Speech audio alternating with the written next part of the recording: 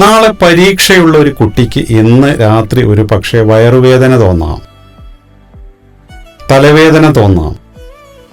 അത് നാളെ സംഭവിക്കാവുന്ന പരീക്ഷയിൽ തോറ്റുപോയാൽ വീട്ടിൽ നിന്ന് കിട്ടുന്ന ശിക്ഷയോർത്ത് അവൻ്റെ മനസ്സ് സമ്മർദ്ദമുണ്ടാക്കുമ്പോൾ അതിൽ നിന്ന് രക്ഷപ്പെടാൻ വേണ്ടി അവൻ്റെ ശരീരം അവന് തോന്നിപ്പിക്കുന്ന വയറുവേദനയാണ്. ഇതിൻ്റെ പേരാണ് എസ്കേപ്പിസം, രക്ഷപ്പെടൽ. മറ്റൊരു പ്രതിരോധ മെക്കാനിസത്തിൻ്റെ പേരാണ് ഡിനയൽ. ഒരു യുവാവ് ഒരുത്തിയുമായി പ്രണയത്തിലായി.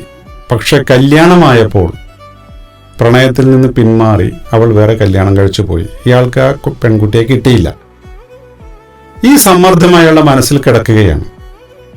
അപ്പോൾ ആ പെൺകുട്ടിയെക്കുറിച്ച് മോശമായി പറഞ്ഞു നടക്കുക, അതിൽ നിന്ന് രക്ഷപ്പെട്ടത് നന്നായി എന്ന് സ്വയം വിചാരിക്കുക, അങ്ങനെ മറ്റുള്ളവരെ പറഞ്ഞ് വിശ്വസിപ്പിക്കുക. ഇതൊക്കെ ഡിനയൽ എന്ന ഒരു ഡിഫൻസ് മെക്കാനിസത്തിൻ്റെ ഭാഗമാണ്.